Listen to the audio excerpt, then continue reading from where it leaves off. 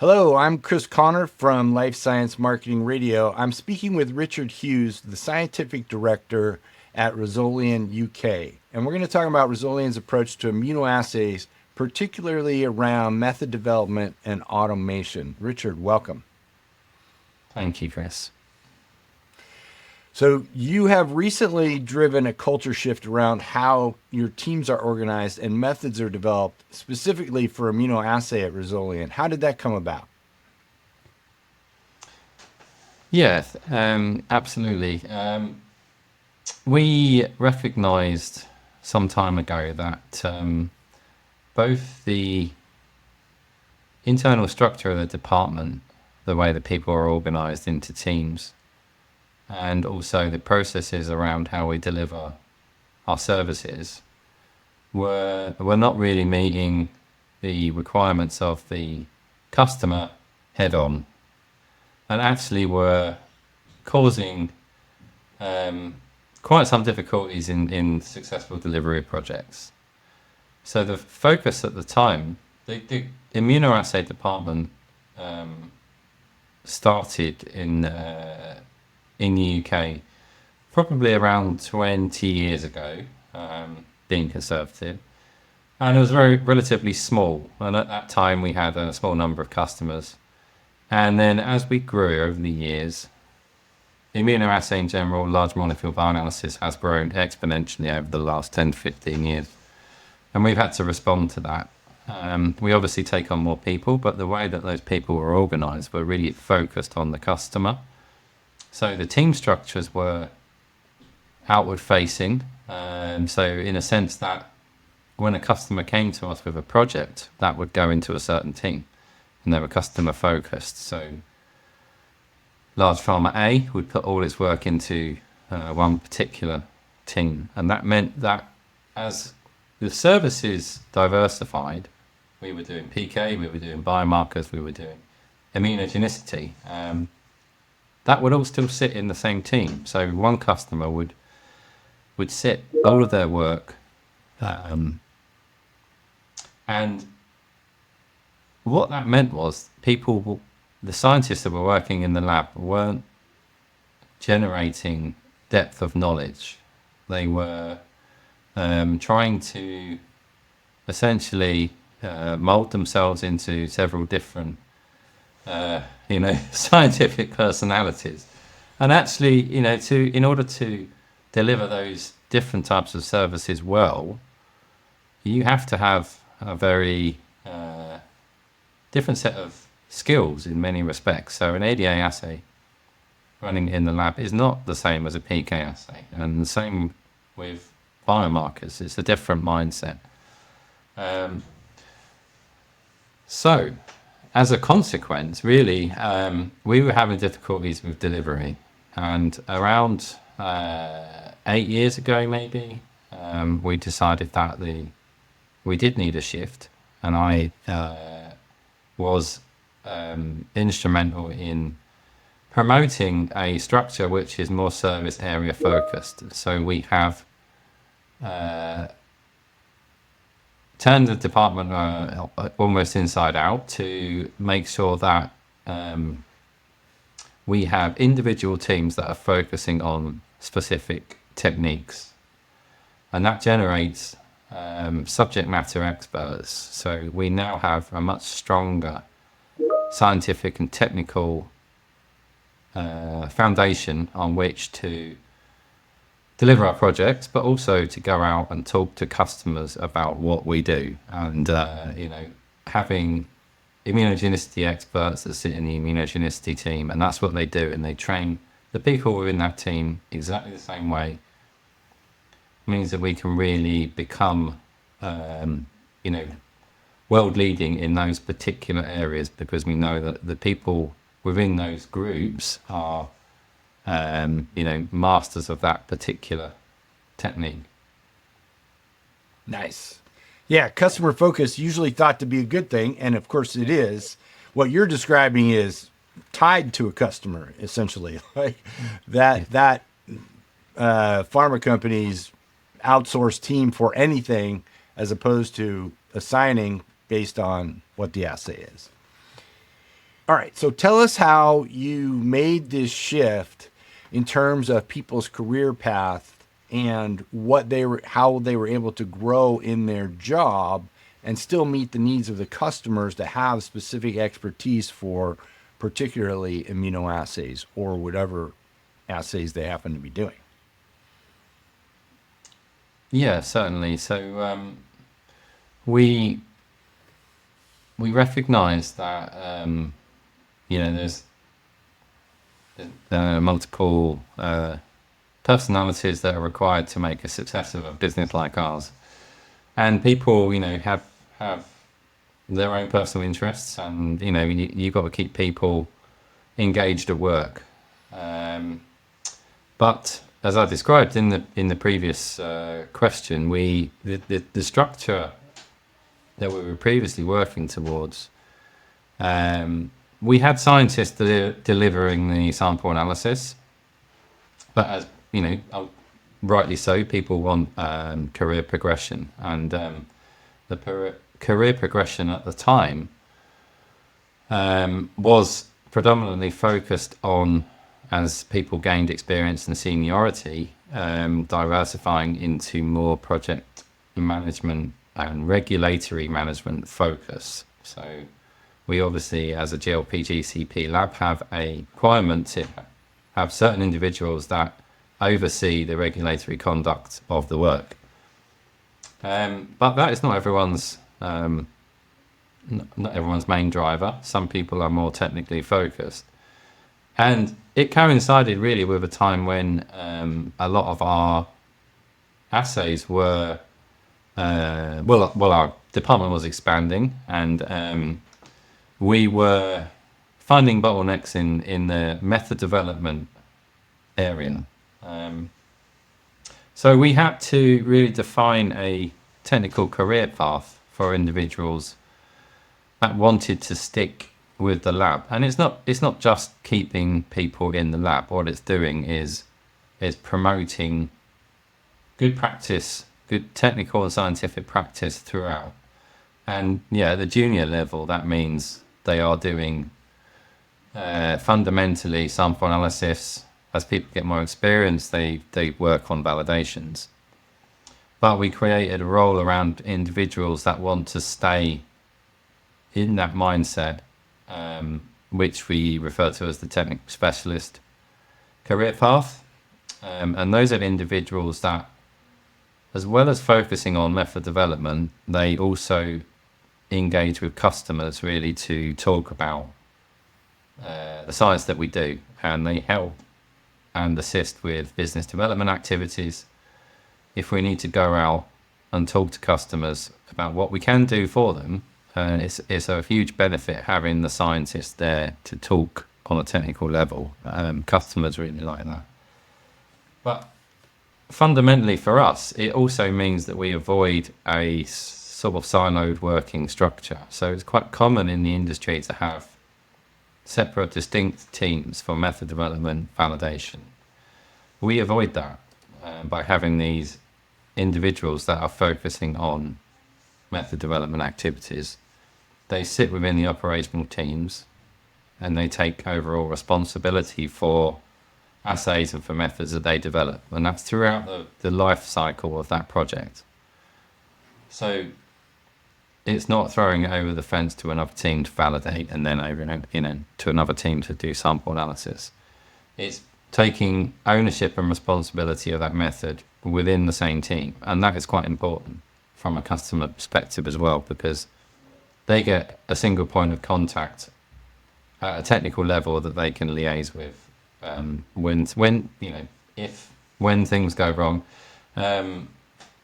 Because sometimes we do have the need to troubleshoot assays in sample analysis, and it's those individuals that do that.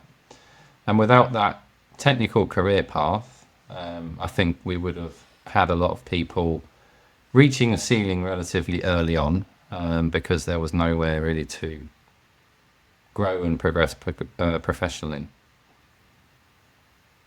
I find it interesting that and exciting that if you're in the lab and now you're getting to interact at some point with customers directly, that of course, that increases your engagement at work. It increases your knowledge of the entire process and turns out to be a better solution for customers as well. So it's a win-win for everybody that way. Yeah, visibility is very important, and speaking from a personal perspective, it's part of the job that I really enjoy. From both sides, I still try as much as I can to be close to the lab. I'm not doing sample analysis anymore, but if there is opportunity to help, mentor, train people in the lab, then I will take that. But equally, I try and emphasize to the senior scientists that being able to go out and talk to people about science and communicate what we do as Resolian to our customers is a really important skill to gain. And going out to conferences and having the confidence to stand on the podium and talk about work that they have done is really important for their professional development. Nice. Okay, so let's talk about how you approached adding rigor to your process of method development, and then how do you present that to customers who might be in a hurry to say, let's just start running samples? Yeah, sure. So we had a period where as the department was growing, so was our backlog, and that kind of created a bit of a log jam, and it meant that we had a period where assays were being progressed to validation that were a little bit undercooked, and we had. No one wants to be in a situation where they start validation and then have to stop it because there is, problems that need to be fixed or troubleshooting that needs to be done. So ultimately, we needed to really pull the method development activities up by the bootstraps and really tighten up across all of the services what we were doing, not just at a bench level what we were doing, but also the decision-making process around experimentally how we progress method development and making sure that they are suitably thorough and ready. Those methods are ready for progression onto the next phase. So it took a couple of different angles, one of which was documentation. So we found that different method development scientists were documenting what they were doing in a variety of different ways. So that needed standardization. We did that through a relatively simple execution of a standardized method development spreadsheet. And that is something that we can provide to the customer, and those customers see a big benefit in that because they see the same thing every time, regardless of at what point they ask for it or what project it is. They will always receive the same thing. And in terms of complexity, it's a Excel spreadsheet. There's nothing revolutionary about that, but it has to be written up in a certain way. So there has to be raw data, there has to be process data, there has to be graphs, there has to be the method that was followed, but most importantly, there has to be accurate recording of the decision making. So the aims of the experiment and the outcomes, the conclusions, and the next steps. And I know from personal experience, I'm guilty of it, that you just want to get in the lab and do the next experiment. Once you see the data, you kind of make a mental conclusion, and then you just rush off back to the lab, and you want to get on to the next, the next revolutionary discovery. But that means that you've lost that decision-making process because you haven't written it down. And those guys that are really talented at the experimental side of what we do can be a little bit guilty of not writing stuff down thoroughly. So the method development spreadsheet is extremely important. The second arm to this is that it gets reviewed. It gets peer reviewed. So myself or one of my team takes a look at that method development spreadsheet when it's complete. When that method developer says, this method's ready, done all this work, it's all looking great, it's ready for validation, we will then take that spreadsheet, that workbook, and do a peer review and make sure that we agree with what they've decided, what the decisions they made, the processes they followed. If we were doing that, we would do the same thing.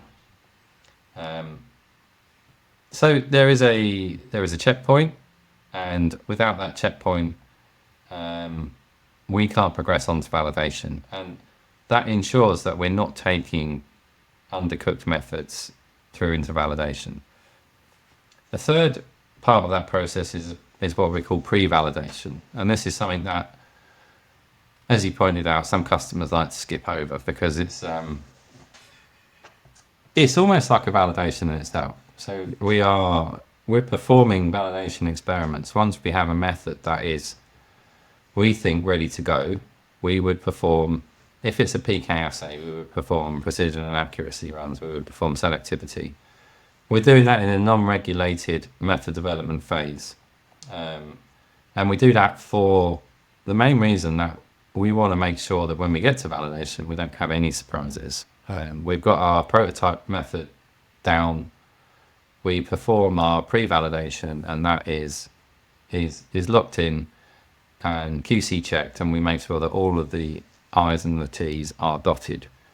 But it also helps from a critical reagent perspective because it's the most ideal point at which to introduce and the sort of the main batch of critical reagents. And this is quite a hot topic in the immunoassay world, because critical reagent management is make or break time for the success of a sample analysis project. If you have to stop and introduce and bridge in critical reagents mid-study, that can be very, very, very difficult sometimes.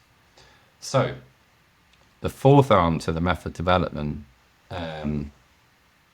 reinforcement is critical reagent generation and labeling. So we made sure that everyone that's doing method developments in the lab do their critical reagent generation in the same way. They characterize them in the same way, but they do it at the same time. And they do that at pre-validation. So we make bulk reagents at pre-validation.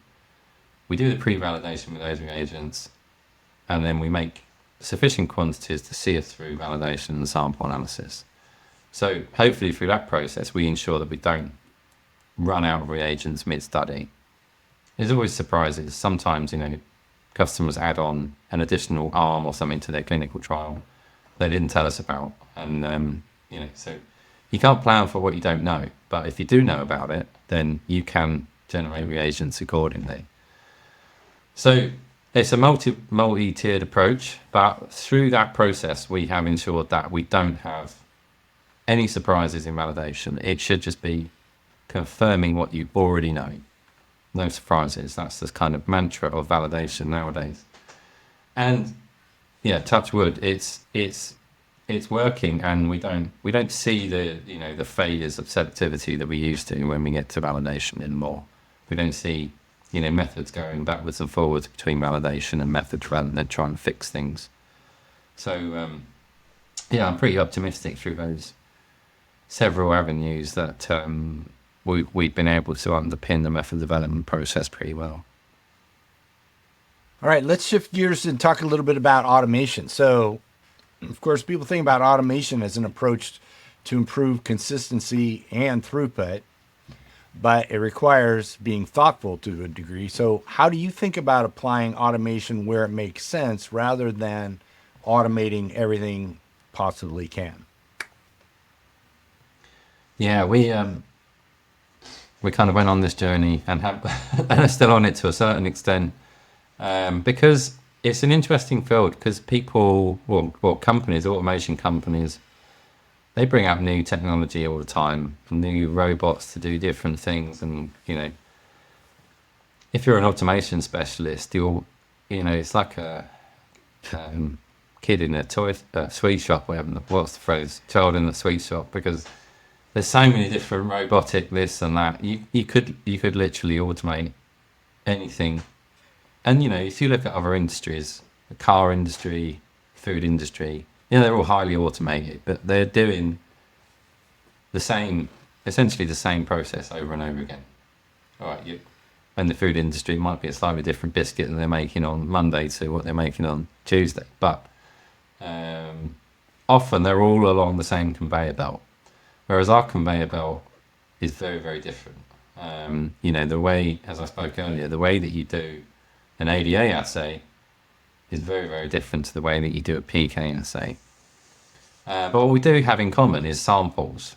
So, our business is built on analysing samples, and they come in the same form. And what we recognised was that there are commonalities to our processes. So we can automate parts of it, but we can't just put robots in the lab and tell people to start using them. So we needed some form of strategy around how we're going to make the easy wins or the low-hanging fruit, and also generate enthusiasm for these devices, which are, let's face it, replacing human beings. But so what we did was settle on a strategy which we call islands of automation. And what that means is that we use automation for certain aspects of the process.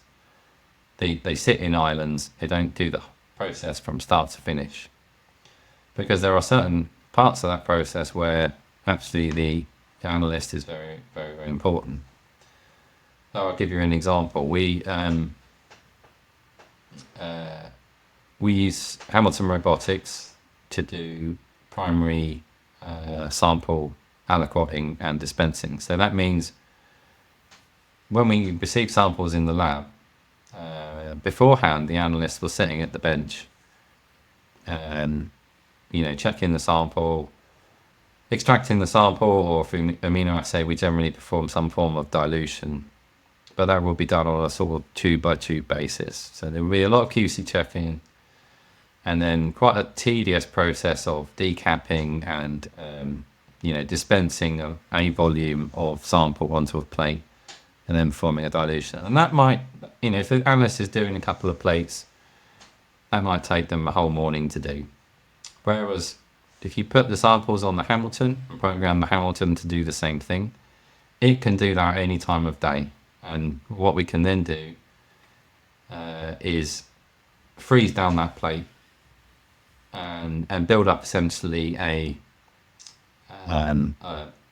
batch system of diluted sample plates that are already prepared. And then that ensures that all of the samples are appropriately diluted, because for immunoassays the analytical range sometimes is orders of magnitude different to the analyte concentration. So we often have to do multiple dilutions to get the analyte concentration within the analytical range. So if you're doing that manually, that can be prone to mistakes. Whereas if a robot is doing it, no mistakes. They just do the same thing over and over again. So it's an advantage from a time perspective, and it's an advantage from a quality perspective, because we can be 100% sure that no mistakes have been made with the dilution scheme. And then the analyst comes along and takes the plate out of the freezer. So it's useful for us from a scheduling perspective as well, because we work in an environment where things change almost overnight.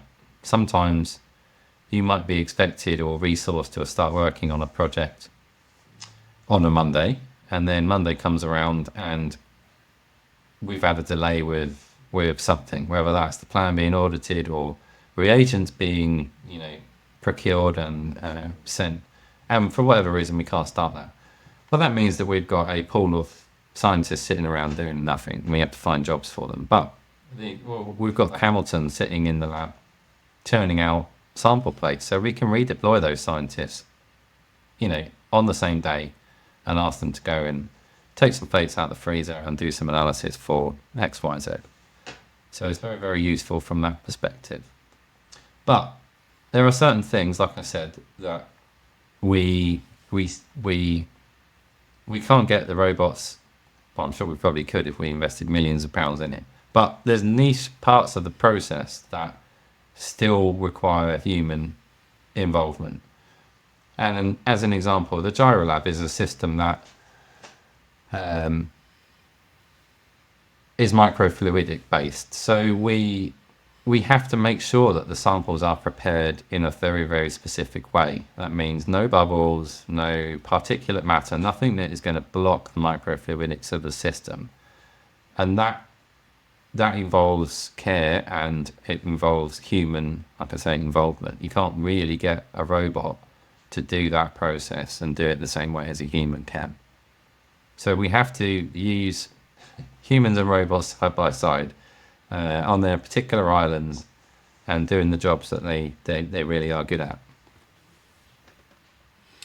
A couple of things stood out to me there. One is, there are efficiencies that don't come from just rapidly doing the same thing over and over, which of course the Hamilton can do, but the efficiencies in scheduling. So you have things that are ready to have something done to them when something else arises that delays something in your schedule. So it gives you flexibility about what you do when. So that's an efficiency right there.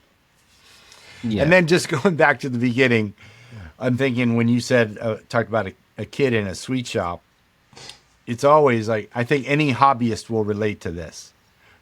Gear is always more attractive and easier to think about than improving your skill. Like if you're a musician, I would love to get one more guitar, right? Or if you're a photographer, look at that new camera. Yeah. But I like what you're doing. You're thinking about like, let's take the equipment we have that makes sense and figure out how to use it better. And that's, I think, there's a bit of artistry in that. Yeah. All right, let's going back to career paths. So now you've told me you have dedicated FTEs for automation. What are they responsible for, and how do they interact with your clients? Right, yeah, good point. I was going to mention that in the previous answer, but I forgot. As I kind of started off saying, it's very, very difficult to put these types of technologies in the lab and expect everyone to become an expert overnight at using them, because they are very, very complicated, and they require a degree of knowledge. Well, some of them require a lot of knowledge around coding and the principles of coding in order to make the programs work successfully. So we recognized that we needed an individual who was really going to be a champion of this. And well, fortunately, we already had one working in the lab, but they didn't start off as a automation or robotic liquid handler expert. They were an individual that had a interest and a drive to learn coding and develop the codes that drive the instrumentation. And they did that really, really quickly. You can always tell when you start talking to someone, if that's their passion, that you got to get them into that job, because it just lights up their world. It's not for everyone, but for some people, they're really, really into it. And we're very, very lucky to have a couple of individuals, one in particular, who drives that process. So they not only take care of a lot of coding day to day, they train the analysts, but they also they generate enthusiasm for for this approach within the department and, with our customers, because there's also, hesitancy with customers to try anything new, and just do things the way it's always been done. So having an individual that is able to do that on all those levels is really important. And that guy has stood up at conferences and talked bioanalytical conferences and talked about the work that he's doing in terms of making these types of platforms more accessible to people in the lab, and how we are able to write programs in the Fordham lab, for example, that we can then transfer to the US lab, because they have the same robotics there, and really share knowledge that way is really, really, really important. And they're always thinking about the next level. So we're starting a pilot now where actually it's, like I say, taking it to the next level of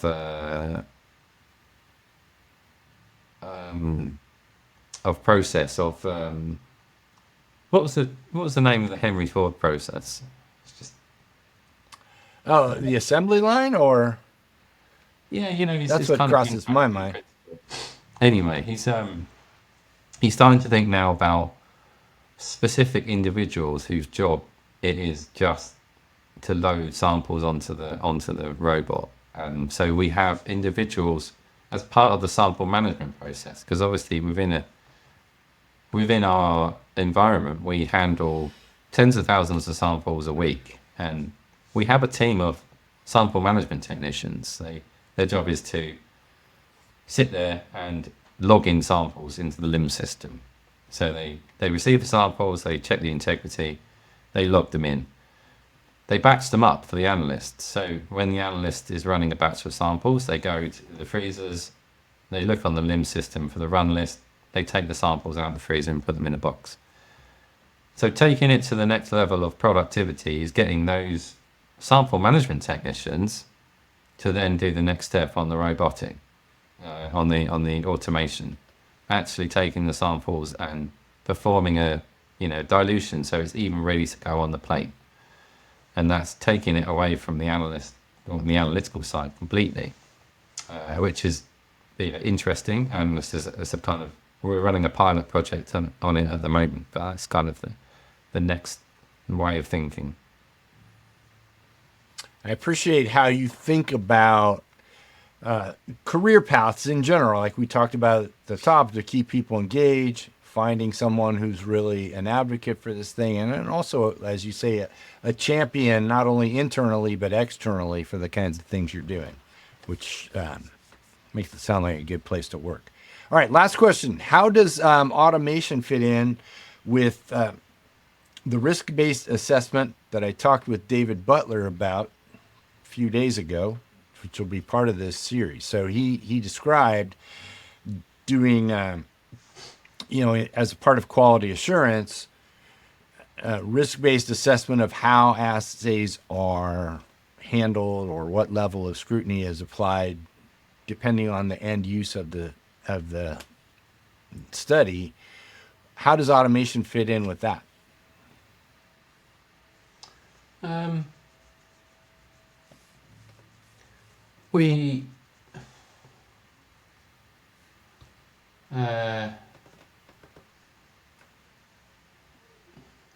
think we like to work agnostically when it comes to technology. The risk-based approach to auditing is something that was started a few years ago, and really it has an impact in all of the services, but I think where we're seeing it most is in the biomarker arena, where actually a lot of customers are asking for us to think about, for exploratory biomarkers, whether we need to perform as many audits as we were doing before and claim as the level of compliance that we were claiming before on exploratory biomarkers. And I think they're absolutely right to do that, because a lot of the time we're generating biomarker data that is really for our customers' internal use and not really for inclusion in any submission packages. So where that fits in with technology, we are starting to use a more diverse range of technologies for exploratory biomarker analysis.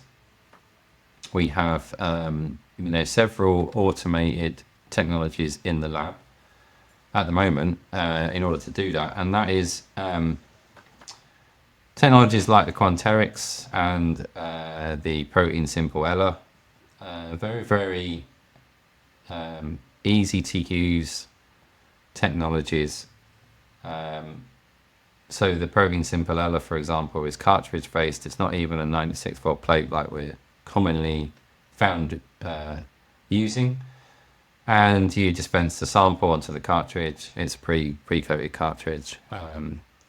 And some other additional buffers, and then it goes in the system, and you walk away, and the analyst actually gets 90 minutes of their day back, because the instrument takes care of everything from that point on. It's very, very quick. You get you get your data from 72 samples within 90 minutes. So our customers are using those more and more frequently for fast, essentially quick analysis of samples. We don't need a huge amount of characterization of that assay. And then, as you pointed out, the risk-based approach is really around how we then complete that piece of analysis in terms of reporting and our validation, whether that is compliant or not. There is no need for it actually under the sort of guidances that we work to say that needs to have any level of compliance other than GCP. So it's an interesting question. I'm not really sure that is what you were angling for. I think I think that answers. I mean, I certainly learned that, there are automated processes that fit with that level of exploratory investigation that save a lot of time and provide value to the customer. Yeah.